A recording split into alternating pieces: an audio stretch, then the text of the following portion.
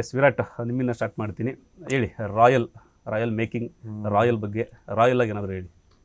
Royal ಆಗಿ ಒಂದು ಚಿತ್ರತಂಡ ಎಲ್ಲ ಜೊತೆಗೂಡಿ ಒಂದು ರಾಯಲ್ ಆಗಿ ಸಿನಿಮಾ ಮಾಡಿದ್ದೀವಿ. ಬೇಸಿಕಲಿ ನಿಮ್ಗೆ ಗೊತ್ತಿರ್ಬೋದು, ದಿನಕರ್ ತೂಗ್ದೀಪ್ ಸರ್ ಸಿನಿಮಾ ಅಂದರೆ ಒಂದು ಸೆಲೆಬ್ರೇಷನ್ಸ್. ಅಂದರೆ ಮನೆ ಮಂದಿ ಎಲ್ಲ ಕೂತ್ಕೊಂಡು ಒಟ್ಟಿಗೆ ಏನು ಮುಜುಗರ ಇಲ್ಲ, ಫ್ಯಾಮಿಲಿ ಎಲ್ಲ ಎಂಜಾಯ್ ಮಾಡ್ಕೊಂಡು ನೋಡೋವಂಥ ಸಿನಿಮಾಗಳು. ಜೊತೆಯಲ್ಲಿ ಆಗಿರ್ಬೋದು, ನವಗ್ರಹ ಆ್ಯಂಡ್ ಈವನ್ ಸಾರಥಿ ಆಗಿರ್ಬೋದು. ಸೊ ಇವಾಗ ರಾಯಲ್ ಅಂತ ಮಾಡ್ತಾ ಇದ್ದಾರೆ. ಆ್ಯಂಡ್ ಇದನ್ನ ರಾಯಲ್ ಆಗಿ ತೆರೆ ಮೇಲೆ ಬರಂಗೆ ಮಾಡಿರೋದು ನಮ್ಮ Jayanna Boganna sir, royal producers.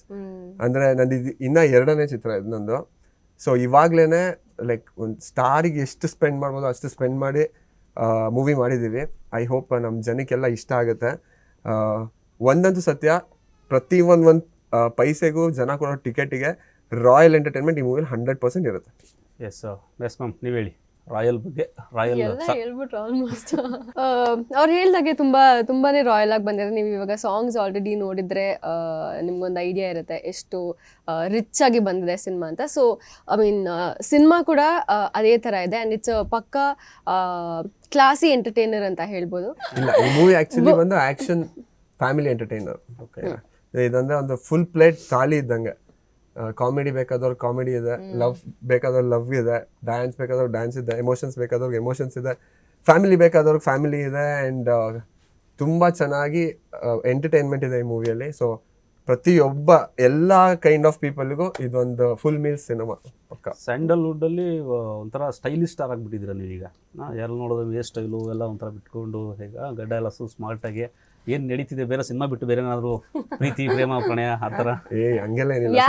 ಪ್ರೀತಿ ಮಾಡ್ರೆ ಕೂದು ಬಿಡ್ತಾರ ಅಂದ್ರೆ ಸ್ಟೈಲಿಶ್ ಕಾಣ್ಬೇಕಲ್ಲ ಅಂತ ಅಷ್ಟು ಈ ತರ ಹುಡುಗರು ಹೊರಗಡೆ ಹೋದ್ರೆ ಯಾವ ಹುಡುಗಿ ಬೀಳ್ದಂಗೆ ಇರ್ತಾರ. ನಮಗೆ ಹೇಳ್ತಾರೆ ಮತ್ತೆ ಫೋನಲ್ಲಿ, ಬ್ರೋ ನೀವು ಬಿಡಿ ಬ್ರೋ ನಮ್ದು ಅಂತ. ಆಕ್ಚುಲಿ ಇರೋದು ಅಲ್ಲಿ. ಆಕ್ಚುಲಿ ನಿಮ್ಗೆ ಎಲ್ಲರಿಗೂ ಚಿಕ್ಕ ವಯಸ್ಸಿಂದ ಲೈಕ್ ನಾವು ತುಂಬಾ ಜನ ಸ್ಕೂಲಲ್ಲಿ ಕಾಲೇಜಲ್ಲೆಲ್ಲ ಮೀಟ್ ಮಾಡ್ತಾ ಇದ್ದೆ. ನಮ್ಗೆ ಯಾರು ಬೀಳ್ತಾರ ಅಂದವ್ರಿಗೇನೆ 4 ಜನ ಗರ್ಲ್ಫ್ರೆಂಡ್ ಇರ್ತಾರೆ.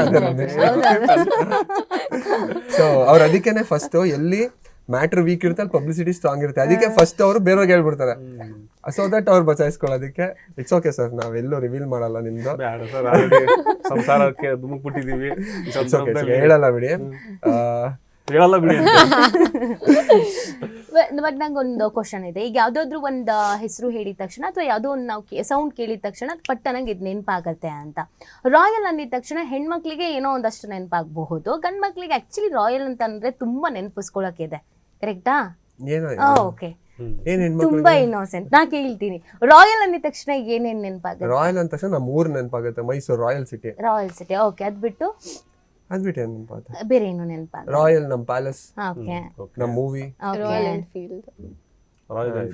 ಅವ್ರು ಓಕೆ, ಅವ್ರ ಹುಡುಗಿಯರಿಗೆ ಫೈನ್ ರಾಯಲ್ ಫೀಲ್ಡ್ ಅಂದ್ರೆ ಇಷ್ಟನೇ ಇರುತ್ತೆ. ಸೊ ನಿಮಗೆ ರಾಯಲ್ ಅಂದಿದ ತಕ್ಷಣ ಏನ್ ನೆನಪಾಗಿತ್ತು? ಆ ಹೆಸರು, ಆ ಸೌಂಡ್, ರಾಯಲ್ ಅಂದಿದ ತಕ್ಷಣ ವಿರಾಟ್. ನನಗೆ ರಾಯಲ್ ಅಂದ ತಕ್ಷಣ ಏನ್ ನೆನಪಾಗಿದ್ದು ಆತರ ಏನಿಲ್ಲ. ಆತರ ಏನಿಲ್ಲ. ಮತ್ತೆ ಹುಡುಗಿರಿಗೇನೋ ಯು ಟೋಲ್ಡ್ ಸಮಥಿಂಗ್, ಏನದು ರಾಯಲ್ ಆಗಿ ಕಾಣಿಸ್ಬೇಕು, that is there. ಹುಡುಗರು ಸ್ಟಾಗು ಅದೇನೋ ಇದೆ ಅಲ್ವಾ? ಎಲ್ಲದಕ್ಕೂ ನನ್ ಬಿಡು ಮಸ್ಟ್ ಎಕ್ಸ್ಪೀರಿಯನ್ಸ್ ಇಲ್ಲ ನಂಗೆ. ಸೊ ನಿಮಗೆ ಆಕ್ಚುಲಿ ಗೊತ್ತಾಯ್ತು. ನಾನು ಅನ್ಕೊಂಡೆ ರಾಯಲ್ ಎನ್ಫೀಲ್ಡ್ ಆನ್ಸರ್ ಎಕ್ಸ್ಪೆಕ್ಟ್ ಮಾಡ್ತಾ ಇದಾರೆ ಅಂತ ಅನ್ಕೊಂಡಿದ್ದೆ. ಅಂದ್ರೆ ತುಂಬಾ ಇನ್ನೋಸೆಂಟ್ ಅಲ್ವಾ? ಇನ್ನೋಸೆಂಟ್ ಅಂತಲ್ಲ, ಏನಿಲ್ಲ. ನಮ್ಗೆ ನಮ್ಮ ಮೈಸೂರು ನೆನಪಾಗುತ್ತೆ, ರಾಯಲ್ ಸಿಟಿ ನೆನಪಾಗುತ್ತೆ. ಯಾಕಂದ್ರೆ ಮೈಸೂರಲ್ಲಿ ಲೈಕ್ ರಾಯಲ್ ಪ್ಯಾಲೇಸ್ ಇದೆ ಅಂಡ್ ಅಲ್ಲೇ ಹುಟ್ಟು ಬೆಳೆದಿರೋದ್ರಿಂದ ಫಸ್ಟ್ ಅದು ಸ್ಟ್ರೈಕ್ ಆಗುತ್ತೆ.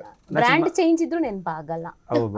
ನೋಡಿ ಎಷ್ಟು ಚೆನ್ನಾಗಿ ಚೇಂಜ್ ಮಾಡ್ತಾ ಇದಾರೆ. ಎಕ್ಸಾಕ್ಟ್ಲಿ, ಬ್ರ್ಯಾಂಡ್ ಬೇರೆ ಇದ್ರೆ ಅಲ್ಲ, ಅದು ಆಕ್ಚುಲಿ ಏನಂತಂದ್ರೆ ಮನ್ಸಲ್ಲಿ ಏನಿರುತ್ತೆ ಅದು ಬಾಯಲ್ಲಿ ಬರುತ್ತೆ. ಸೊ ನಮ್ ಮನ್ಸಲ್ಲಿ ನಂಗೆ ಮೈಸೂರು ಇತ್ತು, ಬಾಯಲ್ಲಿ ಬಂತು.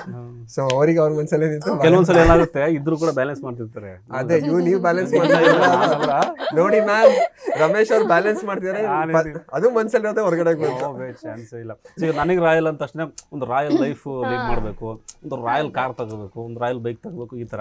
ಸೊ ಆಡಿಯನ್ಸ್ ಥಿಯೇಟ್ರಿಗೆ ಬರ್ತಾರಲ್ಲ ರಾಯಲ್ ಸಿನಿಮಾ ನೋಡಬೇಕು ಅಂತ ಎಲ್ಲರೂ ಹೇಳೋದೆ. ಹೀರೋ ಡೈರೆಕ್ಟರ್ ಎಲ್ಲರೂ ಹೇಳ್ತಾರೆ, ನಮ್ಮ ಸಿನಿಮಾ ಅದ್ಭುತವಾಗಿದೆ, ಚೆನ್ನಾಗಿ ಮಾಡಿದ್ದೀವಿ, ತುಂಬ ಸ್ಪೆಂಡ್ ಮಾಡಿದ್ದೀವಿ. ಎಕ್ಸಾಕ್ಟ್ಲಿ ಯಾವ ಕಾರಣಕ್ಕೆ ಆಡಿಯನ್ಸ್ ರಾಯಲ್ ನೋಡೋಕ್ಕೆ ಥಿಯೇಟ್ರಿಗೆ ಬರಬೇಕು? ಒಂದು ಸ್ಟ್ರಾಂಗ್ ರೀಸನ್, ರಾಯಲ್ ರೀಸನ್ ಏನಂದರೆ, ಇತ್ತೀಚೆಗೆ ಬರ್ತಿರೋ ಲೈಕ್ ಸಿನಿಮಾಗಳು ನೀವು ನೋಡಿದ್ರೆ ಜಾಸ್ತಿ ಲೈಕ್ ಗ್ಯಾಂಗ್ಸ್ಟರ್ ಡ್ರಾಮಾ ಆಗಿರ್ಬೋದು and like dark shade cinemas ತುಂಬ ಜಾಸ್ತಿ ಇದೆ. ಸೊ ಇದ್ರ ನಡುವೆ ಒಂದು ಕಲರ್ಫುಲ್, ಒಂದು ಶೈನಿಂಗ್, ಲೈಕ್ ಒಂಥರ ಫ್ಯಾಮಿಲಿ ಎಲ್ಲ ಒಟ್ಟಿಗೆ ಕೂತ್ಕೊಂಡು ನೋಡೋದು. ಈಗ ಯಾಕಂದರೆ ಆ್ಯಕ್ಷನ್ ಅಂತ ಈಗ ಈಗ ನನಗೆ KGF ಅನ್ನೋದು ಲೈಕ್ ನೆಕ್ಸ್ಟ್ ಲೆವೆಲ್ ಇಷ್ಟ, ತುಂಬಾ ಲೈಕ್ ಫ್ಯಾನ್ ನಾನು. ಬಟ್ ಅಮ್ಮ ಅಜ್ಜಿ ಆಗಿರ್ಬೋದು, ಅವರಿಗೆ ಅಷ್ಟು ಹೊಡೆದಾಟಗಳು ಇಷ್ಟ ಆಗಲ್ಲ. ಸೊ ಆ ಎಲಿಮೆಂಟು ಇಟ್ಕೊಂಡು ಈ ಎಲಿಮೆಂಟು ಇಟ್ಕೊಂಡು ಒಂದು ಫ್ಯಾಮಿಲಿ ಮನೆ ಮಂದಿ ಎಲ್ಲ ಕೂತ್ಕೊಂಡು ನೋಡೋಂಥದ್ದು. Usually I am from middle class family. So ನಮ್ಮ ಫ್ಯಾಮಿಲಿಯೆಲ್ಲ ಚಿಕ್ಕ ವಯಸ್ಸಲ್ಲಿ ಹೇಗಿರ್ತಾ ಇತ್ತು ಅಂತಂದ್ರೆ, ಒಂದು ಮೂವಿ ನೋಡ್ಕೊಂಡು ಊಟ ಮಾಡ್ಕೊಂಡ್ ಅಪ್ಪ ಅಮ್ಮ ಹೋಟೆಲ್ ಕರ್ಕೊಂಡು ಊಟ ಮಾಡಿಸ್ಕೊಂಬಂದ್ರೆ ಅದೇ ಒಂದು ಔಟಿಂಗ್ ತರ ನಮಗೆ. ಸೊ ಐ ಫೀಲ್ ಇವತ್ತಿಗೂ ಮೈಸೂರು ತರ ಸಿಟಿಗಳಾಗಿರ್ಬೋದು ಅಂಡ್ ಮಂಡ್ಯ, ಮೈಸೂರು, ಹಾಸನ್ ಈ ಕಡೆ ಎಲ್ಲ ಅದೇ ಔಟಿಂಗ್ ಇವತ್ತಿಗೂ. ಯಾರು ಗೋವಾಗೆ ಪಬ್ಬಿಗೆ ಇಲ್ಲೆಲ್ಲ ಹೋಗಲ್ಲ ಫ್ಯಾಮಿಲಿ. ಸೊ ಆ ಫ್ಯಾಮಿಲಿಗಳನ್ನ ಕಾನ್ಸಂಟ್ರೇಟ್ ಮಾಡಿದೆ ಈ ಸಿನಿಮಾ. ಸೊ ಒಂದಂತೂ ಸತ್ಯ, ಈ ಮೂವಿ ಅವಾಗ ಕೇಳಿದ್ರೆ ರಾಯಲ್ ರೀಸನ್ ಅಂತ ಅವಾಗ ನೆನಪಾಗ್ಲಿಲ್ಲ, ಇವಾಗ ನೆನಪಾಗ್ತದೆ. ಈ ಮೂವಿ ನೋಡಿದ್ಮೇಲೆ ಪ್ರತಿಯೊಬ್ರು ಮೂವಿನ ಮನೆಗೆ ಎತ್ಕೊಂಡು ಹೋಗ್ತಾರೆ ಅವ್ರ ಜೊತೆ, ಅದಂತೂ ಸತ್ಯ. ಕಮರ್ಷಿಯಲ್ ಆಗಿ ಒಂದು ಎಂಟರ್ಟೈನ್ಮೆಂಟ್ ಆಗಿ ಅಲ್ಲೇ ಬಿಟ್ಟು ಹೋಗಲ್ಲ. ಒಂದು ಥಾಟ್ ಜೊತೆ ಅವ್ರ ಸಮ್ ಚೇಂಜಸ್ ಅಂತೂ ಆಗುತ್ತೆ, ಮನೆಗೆ ತೊಗೊಂಡು ಹೋಗ್ತಾರೆ ಮೂವಿನ 100%. ಓಕೆ, ನಿಮಗೆ ಸಿನಿಮಾಗಳನ್ನ ಆಲ್ರೆಡಿ ಮಾಡಿದ್ರಿ. ಸೊ ಸಂಜನಾ ಅಂದಿದ ತಕ್ಷಣ ನಮಗೊಂದು ಲವ್ ಕ್ಯಾರೆಕ್ಟ್ರು ಅಥವಾ ಆ ಥರ ಹುಡುಗಿ ಕ್ಯಾರೆಕ್ಟ್ರು ಆ ಥರದ್ದೊಂದು ನೆನಪಿಗೆ ಬಂದ್ಬಿರುತ್ತೆ. ಸೊ ಯಾರೇ ಹೀರೋ ಆರ್ ಹೀರೋಯಿನ್ ಕಲಾವಿದರು ಅಂತ ಬಂದಾಗ ನೆಕ್ಸ್ಟ್ ಪ್ರಾಜೆಕ್ಟ್ನ ನಾವು ಒಪ್ಕೊಳ್ತೀವಿ ಅಂತಂದರೆ ನೆಕ್ಸ್ಟು ಈ ಥರ ಒಪ್ಕೋಬೇಕು ಅಥವಾ ಈ ಥರದ್ದೊಂದು ಡ್ರೀಮ್ ಪಾತ್ರ ಮಾಡಬೇಕು ಅನ್ನೋದಿರುತ್ತೆ. ಈ ಸಿನಿಮಾ ನಿಮ್ಮ ಹತ್ರ ಬಂದಾಗ, ಕತೆ ನಿಮ್ಮ ಹತ್ರ ಬಂದಾಗ ಏನು ಅನಿಸಿತ್ತು? ಒಪ್ಕೊಳ್ಳೋದಕ್ಕೆ ರೀಸನ್ ಏನು ಅಂತ? ಒಪ್ಕೊಳ್ಳೋದಕ್ಕೆ ರೀಸನ್ ಫಸ್ಟ್ ಆಫ್ ಆಲ್ ನಮ್ಮ director and the banner Dinakar Thoogudeep sir ಅವರ ಡೈರೆಕ್ಷನ್ ಅಲ್ಲಿ ಬರ್ತಿದೆ ಅನ್ನೋದು that point itself was very convincing. ಅವ್ರ ನಿರ್ದೇಶನದಲ್ಲಿ ನಾನು ಕೆಲಸ ಮಾಡ್ತಾ ಇದ್ದೀನಿ ಅಂತ. And Jayanna Bhoganna sir banner ಅಲ್ಲಿ ಬರ್ತಾ ಇರುವಂತ ಸಿನಿಮಾ, ಸೊ ಎಷ್ಟು ರಿಚ್ ಆಗಿ ಬರುತ್ತೆ ಅನ್ನೋದೊಂದು ಐಡಿಯಾ ಆಯ್ತು. ಬಟ್ ಅದರ್ವೈಸ್ ನನಗೆ ನಾನು ಮಾಡಿರೋ ಹಳೆಯ ಸಿನಿಮಾಗಳು, ಪ್ರೀವಿಯಸ್ ಸಿನಿಮಾಗಳು ಮೋರ್ ಆಫ್ ಏನಂತಾರೆ ರಾ ಕಾಣಿಸ್ಕೊಂಡಿದ್ದೀನಿ ಜಾಸ್ತಿ. ಸೊ ಈ ಸಿನಿಮಾದಲ್ಲಿ ನಾನು ಕಮರ್ಷಿಯಲ್ ಆಗಿ ಕಾಣಿಸ್ಕೊಳ್ಳೋ ಒಂದು ಅವಕಾಶ ಸಿಕ್ತು. So that was also one of ಏನಂತಾರೆ ಒನ್ ಆಫ್ ದ ಪಾಯಿಂಟ್ಸ್ ನನಗೆ. ಸಲಗಾದಲ್ಲಿ ಇನ್ಫ್ಯಾಕ್ಟ್ ಬೇರೆ ಎಲ್ಲ ಸಿನಿಮಾಗಳು ಕೂಡ ಸ್ವಲ್ಪ ರಗಡ್ ಆಕ್ಟಿಂಗ್, ಸಲಗಾದ್ರೆ ಒಂದು ನೆಕ್ಸ್ಟ್ ಲೆವೆಲ್ ಹೋಗಿದ್ರಿ. ಸೊ ಈ ಸಿನಿಮಾದಲ್ಲಿ ಅದರಿಂದ ಆಚೆನಾ? ಇಲ್ಲ, ಈ ಸಿನಿಮಾದಲ್ಲಿ ಅದೇ ಹೇಳಿದ್ದು. ಮುಂಚೆ ಎಲ್ಲಾದ್ರಲ್ಲೂ ಆಲ್ಮೋಸ್ಟ್ ನಾನು ರಗಡ್ ಆಗಿ ಕಾಣಿಸ್ಕೊಂಡಿದ್ದೀನಿ. ಇದ್ರಲ್ಲಿ ಸ್ವಲ್ಪ ಕ್ಲಾಸಿಯಾಗಿ ಕಾಣಿಸ್ಕೋತೀನಿ, ಕ್ಯಾರೆಕ್ಟರ್ ವೈಸ್, ನನ್ನ ಲ್ಯಾಂಗ್ವೇಜ್ ವೈಸ್, ಲುಕ್ ವೈಸ್ ಎಲ್ಲ. ಸೊ ಸ್ವಲ್ಪ ಕಾಯ್ತಾ ಇದ್ದೆ ಆತರ ಬೇರೆ ಒಂದು ಶೇಡ್ ಅಲ್ಲಿ ನನ್ನ cute and glamorous kind of role, cute ಆಗಿರ್ತಾರೆ, innocent kind of role, bubbly ಆಗಿ ಆಗ್ಲೇ ಹೇಳಿದ್ರಲ್ಲ ಬಬ್ಲಿ ಅಂತ. ವಿರಾಟ್ ಕಳೆದೋಗ್ಬಿಟ್ಟಿದ್ರಲ್ಲ ಈ ಸಿನಿಮಾ ಆದ್ಮೇಲೆ, ಯಾವುದೋ ಕಾರಣಕ್ಕೂ ಗೊತ್ತಿಲ್ಲ, ಸುಮಾರು ಸಲ ಕೇಳಿದೀವಿ ಎಲ್ಲ, ಸುಮಾರು ಸಲಿನೂ ಏನಾಯ್ತು ಬ್ರೋ ಹಂಗೆ ಅಂತ ಹೇಳಿ ಟ್ರೈ ಮಾಡಿದ್ರಿ. ಒಂದು ಕಿಸ್ ಸಿನಿಮಾ ಆದ್ಮೇಲೆ ಕಳೆದೋಗಿದ್ರಿ, ಯಾವ ಕಾರಣಕ್ಕೆ ಕಳೆದೋಗಿದ್ರಿ, ಏನು ಹುಡುಕ್ತಾ ಇದ್ರಿ ಇಷ್ಟು ವರ್ಷ? ಹಂಗೇನಿಲ್ಲ, ಬಟ್ ಕಿಸ್ ಮೂವಿ ಆದ್ಮೇಲೆ ಕೋವಿಡ್ ಎಲ್ಲ ಆಯಿತು. ಸೊ ಅಂಡ್ ನನಗೆ ಇಂಡಸ್ಟ್ರಿಗೆ ಬಂದಿದ್ದು ಹೇಗೆ ಅಂದರೆ, ನಾನು ಜರ್ಮನಿಯಲ್ಲಿ ಕೆಲಸ ಮಾಡ್ತಾ ಇದ್ದೆ ಹ್ಯಾಂಬರ್ಗಲ್ಲಿ.